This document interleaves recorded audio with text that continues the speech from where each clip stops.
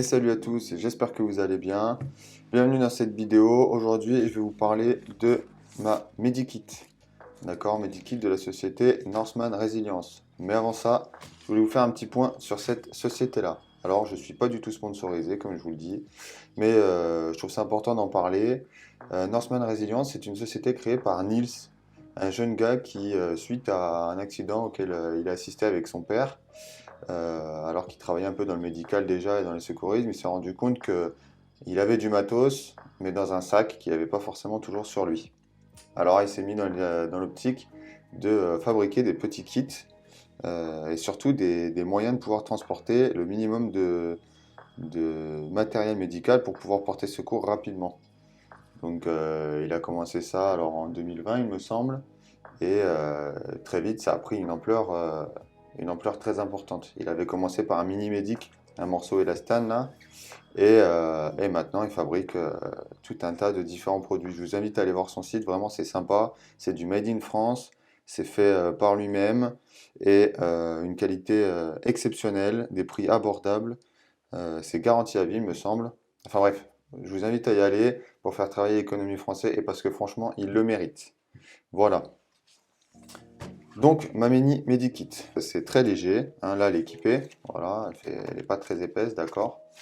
Elle fait à peu près 100 grammes, je crois qu'elle fait 12 cm de long pour 10, équipée de passant, elle est en Cordura 500D il me semble, découpe laser, avec des scratchs et différents élastiques. D'accord, vous avez la petite croix ici pour signifier que c'est médic, et vous pouvez y insérer un patch. Donc, moi je l'avais déjà, mais vous pouvez en prendre directement sur le site de Nice. Derrière, on a des passants molly laser cut. Ils sont ultra résistants, ils sont faciles à mettre.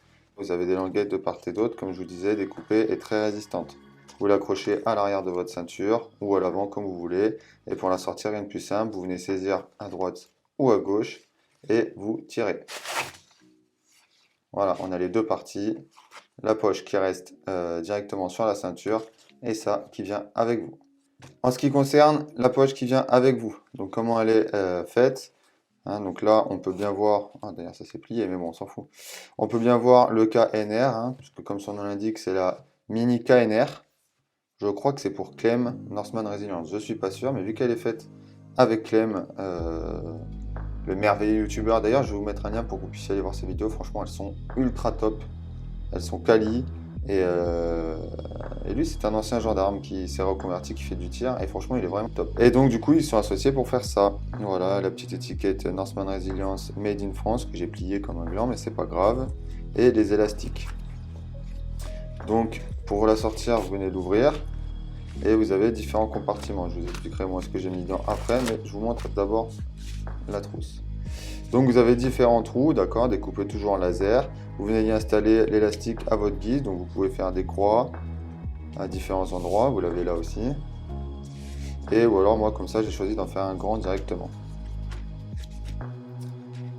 Parlons maintenant de ce que j'ai dedans. Donc j'y ai mis pour moi je pense l'indispensable pour des premiers secours. Après je suis pas là pour faire de l'assistance médicale, d'accord, c'est là pour essayer de sauver la vie de la personne. Donc on va se baser sur le Marsh Ryan, d'accord, et on va prendre ce qui nous intéresse pour tout.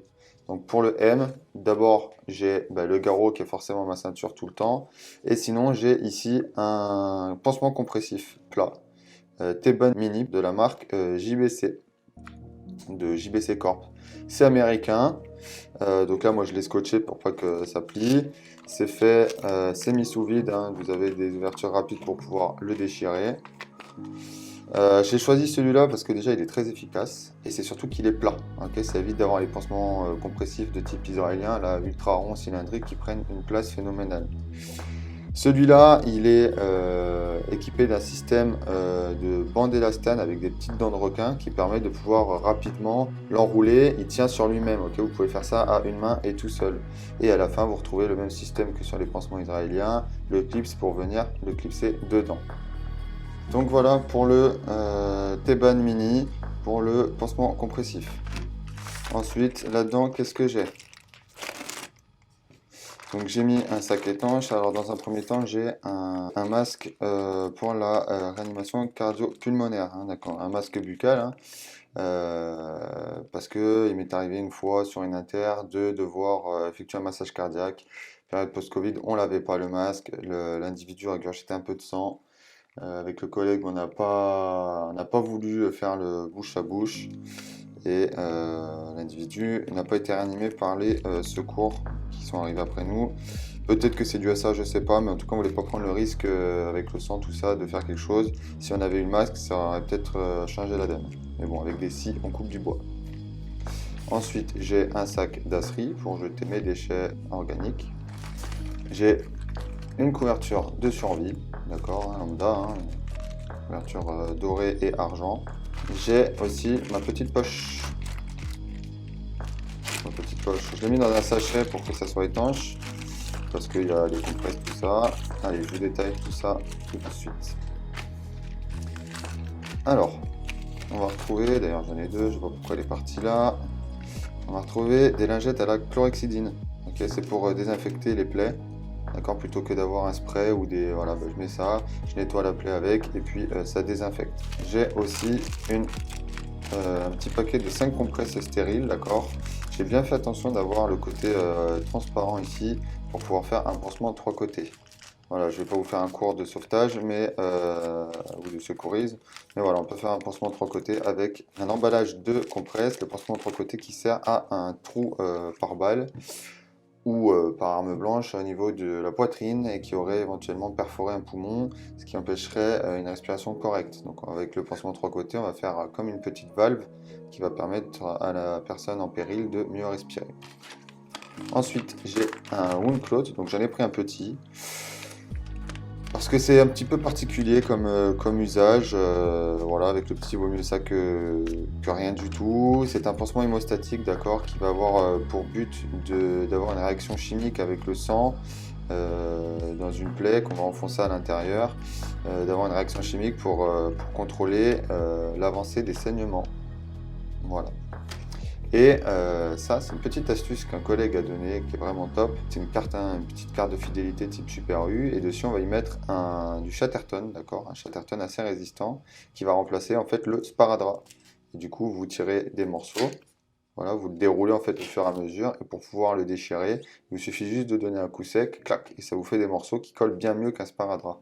Voilà, ça résiste à l'eau et ça permet de vraiment bien accrocher. Sachant que sur une victime, il peut y avoir du sang, des liquides divers et variés, de la poussière qui empêcherait l'efficacité d'un pansement ou d'un sparadrap.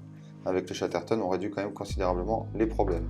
Voilà donc un rapide exemple de ce qu'on peut mettre dans une KNR. Voilà, moi c'est mon inspiration personnelle, ma composition, vous pouvez mettre ce que vous voulez. On pourrait rajouter en effet une paire de gants parce que voilà, il faut éviter de toucher les victimes. Moi j'en ai pas mis dedans, pourquoi? Parce que sur mon gilet que je vous montrerai dans une prochaine vidéo, j'ai une poche spéciale dans laquelle je peux extraire des gants, donc j'ai pas besoin de mettre des gants là-dedans. À ça, moi je rajoute un Sharpie, d'accord, qui viendra se caler ici une fois que la poche sera accrochée et en fait qui servira tout simplement à noter sur la fiche de première intervention des éléments et surtout pour marquer l'heure du garrot. Voilà, donc si vous avez des questions, n'hésitez pas. Encore une fois, je vous invite à vous rendre sur le site Norseman Resilience. Il fait des super produits, c'est très quali. Alors j'ai la médic, j'ai aussi le porte-garrot que vous verrez sur la ceinture. J'avais acheté précédemment le mini médic. Tout ça, ça fait plusieurs années que je les ai. Ça ne casse pas, ça ne s'abîme pas. J'ai aucun problème là-dessus. Et Nils est complètement à l'écoute. Au sein de mon unité, on a fait un achat groupé de porte-garrots qui sont tous exceptionnels. Et il a su répondre à nos attentes et très rapidement. Voilà. Et puis surtout, vous allez soutenir le Made in France. Ça, c'est quelque chose qui est à considérer. Si vous avez des questions donc, sur ma composition ou sur les différents éléments que vous pouvez trouver dedans, n'hésitez pas, j'y répondrai. Je vous mettrai un lien où vous pouvez trouver tout ça. Essentiellement, je suis allé sur Medic Tactique. Après, je sais qu'il y a Medibrid qui fait ça, là. Eric de chez Medibrid qui m'a fourni pas mal de matériel aussi, notamment les garrots, et très professionnel et excellent. J'espère que cette vidéo vous aura plu. N'hésitez pas à liker, à vous abonner, à me dire votre ressenti et surtout à critiquer éventuellement la compo.